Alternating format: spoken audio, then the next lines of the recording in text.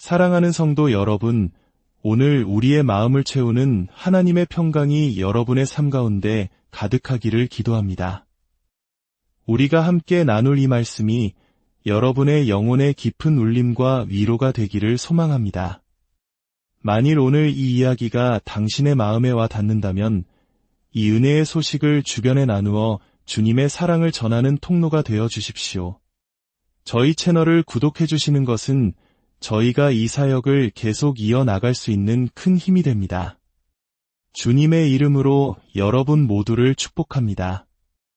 우리는 바쁘고 분주한 일상 속에서 마지막 날에 대해 얼마나 자주 생각하며 살아갈까요?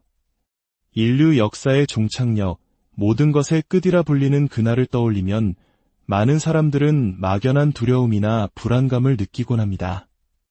그러나 성경은 우리에게 전혀 다른 관점을 제시합니다. 그날이 그리스도인들에게는 두려움과 저주의 날이 아니라 오히려 가장 복되고 영광스러운 소망의 날이라고 말입니다. 그 어떤 말로도 형용할 수 없는 장엄하고 경이로운 사건이 펼쳐질 그날, 그리스도 안에 있는 자들에게는 결코 저주가 없을 것입니다. 오직 축복과 평안만이 있을 뿐입니다. 로마서 8장은 분명히 선포합니다. 그러므로 이제 그리스도 예수 안에 있는 자에게는 결코 정죄함이 없나니 이 약속은 지금 이 순간뿐만 아니라 주님께서 불꽃 가운데 나타나 하나님을 모르는 자들에게 심판을 행하실 그날에도 동일하게 유효합니다. 우리에게는 저주가 아닌 오직 안식과 축복만이 예비되어 있습니다. 그렇다면 왜 우리 그리스도인들은 그리스도의 다시 오심, 즉 재림을 두려워할 필요가 없는 것일까요? 오늘 우리는 디도서 2장 11절에서 13절 말씀을 통해 이 질문에 대한 답을 찾아보고자 합니다. 성경은 우리의 소망의 내용이 무엇인지 명확하게 밝히고 있습니다. 복스러운 소망과 우리의 크신 하나님 구주 예수 그리스도의 영광이 나타나심을 기다리게 하셨으니 그렇습니다. 우리의 복된 소망, 그 실체는 바로 우리 주 예수 그리스도의 두 번째 오심, 즉 재림입니다. 물론 재림이라는 주제를 꺼내면 여러 신학적 논쟁들이 따라붙기도 합니다. 천년왕국과의 시간적 순서나 마지막 때의 환난 기간에 대한 문제처럼 때로는 성도들 사이에서도 의견이 갈리는 민감한 주제들이 있습니다.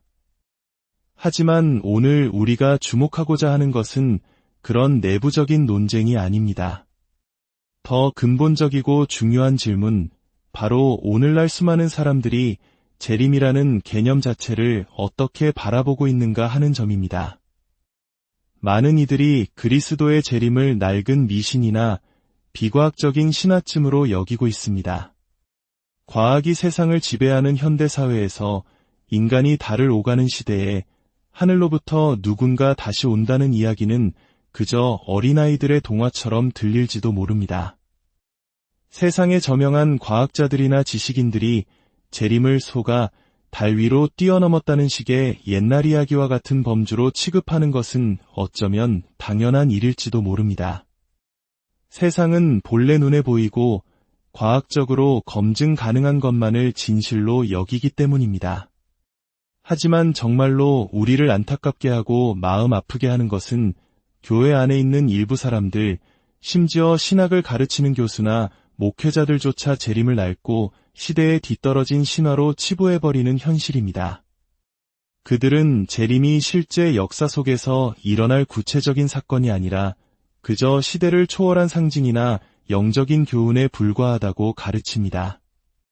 주님의 날은 과거에도, 현재에도, 미래에도 항상 존재하는 하나님의 심판을 상징할 뿐 특정한 어느 날에 물리적으로 일어날 사건이 아니라고 말합니다. 이러한 주장은 매우 지적인 언어로 포장되어 있지만 그 핵심은 간단합니다. 예수님은 역사 속으로 다시 돌아오지 않을 것이라는 말입니다. 그저 우리가 더 나은 삶을 살도록 영감을 주는 상징적인 희망으로만 존재한다는 것입니다.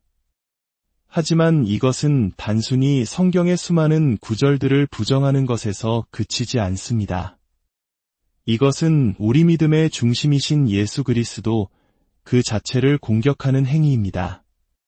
우리 믿음의 핵심이 무엇입니까?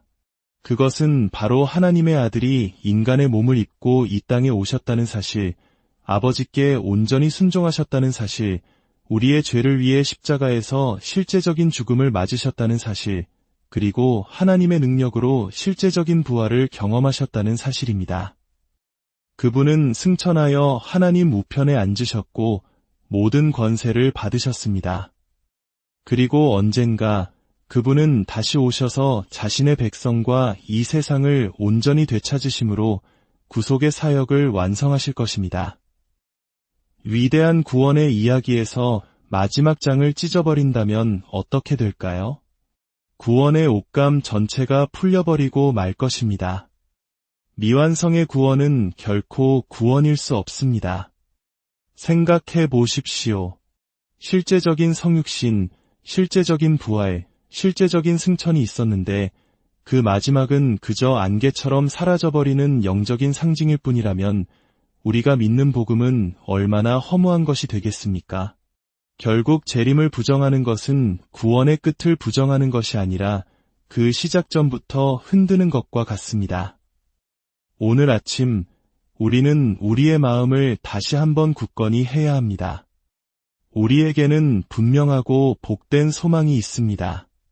그것은 바로 위대하신 하나님, 우리의 구주 예수 그리스도의 영광스러운 나타나심입니다.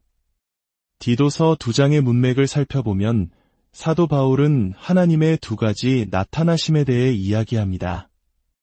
11절에는 은혜의 나타나심이, 그리고 13절에는 영광의 나타나심이 기록되어 있습니다.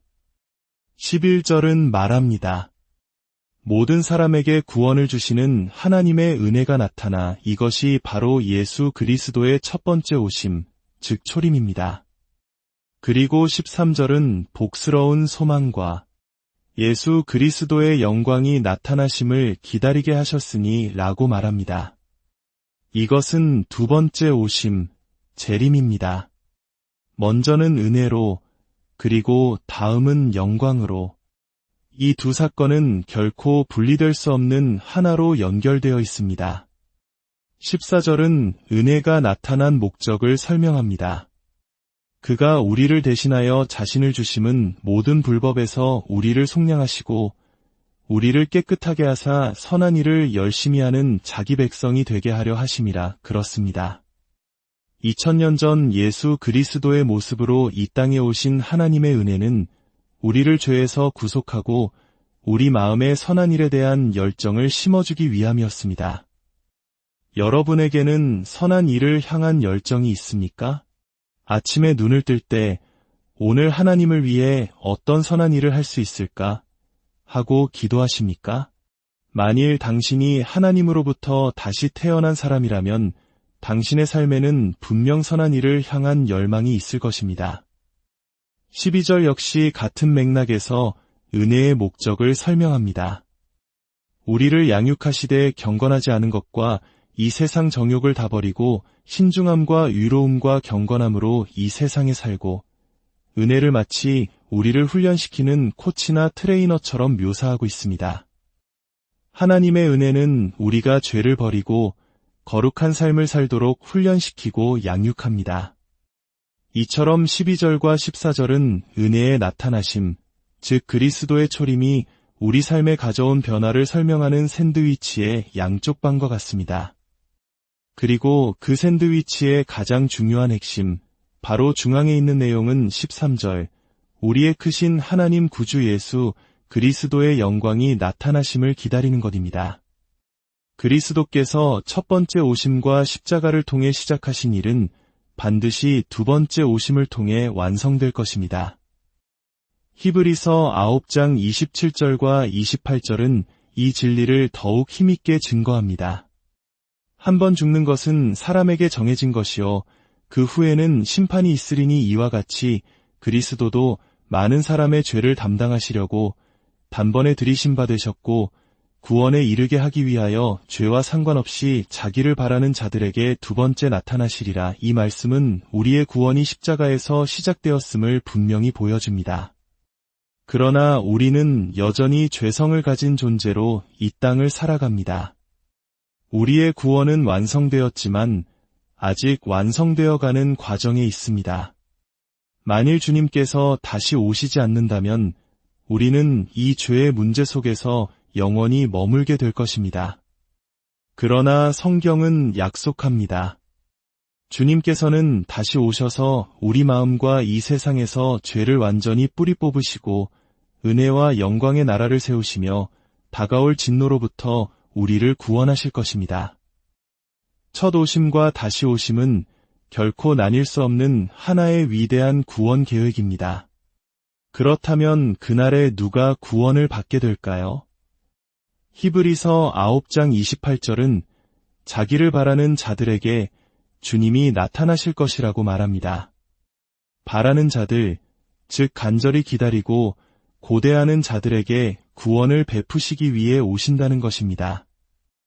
이 구절을 읽을 때 그리스도의 재림을 신화라고 가르쳤던 신학자들과 목회자들은 과연 두려움에 떨지 않을 수 있을까요?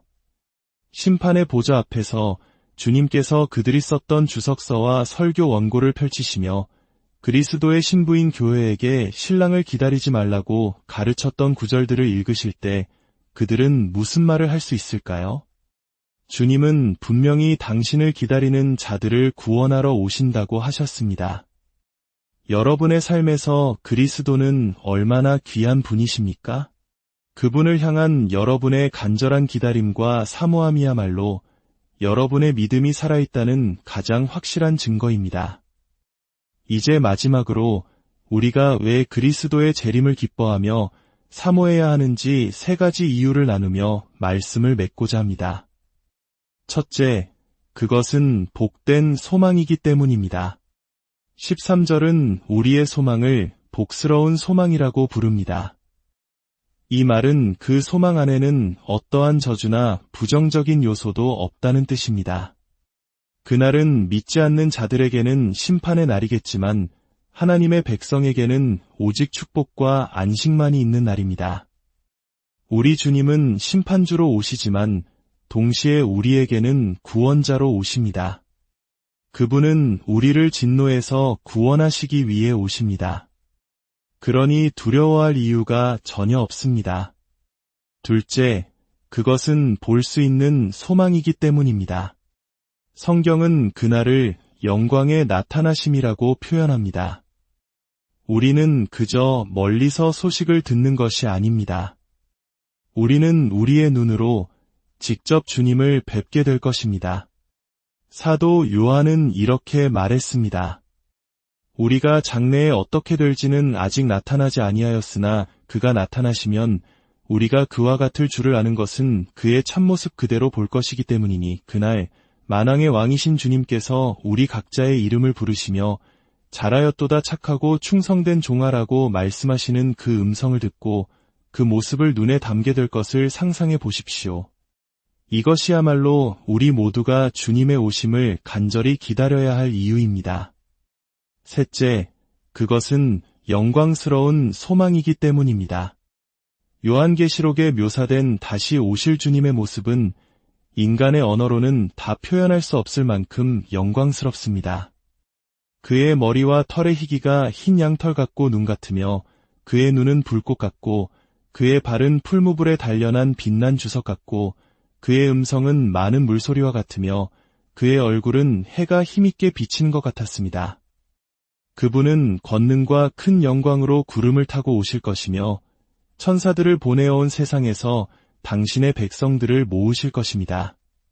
그리고 우리는 그분과 함께 영원히 거하며 그 다함이 없는 영광을 누리게 될 것입니다. 사도 바울은 그의 마지막 서신에서 이렇게 고백했습니다. 이제 후로는 나를 위하여 위의 면류관이 예비되었으므로 주곧 유로우신 재판장이 그날에 내게 주실 것이며 내게만 아니라 주의 나타나심을 사모하는 모든 자에게도니라. 여러분은 주님의 나타나심을 사모하고 계십니까? 만일 여러분의 마음이 무뎌져 있다면 지금 이 시간 하나님 앞에 정직하게 고백하십시오. 하나님, 제 마음이 너무나 무뎌져 있음을 용서하여 주십시오. 그리고 성령님께서 여러분의 마음속에 꺼져가는 소망의 불씨를 다시 한번 뜨겁게 살려주시기를 기도하십시오.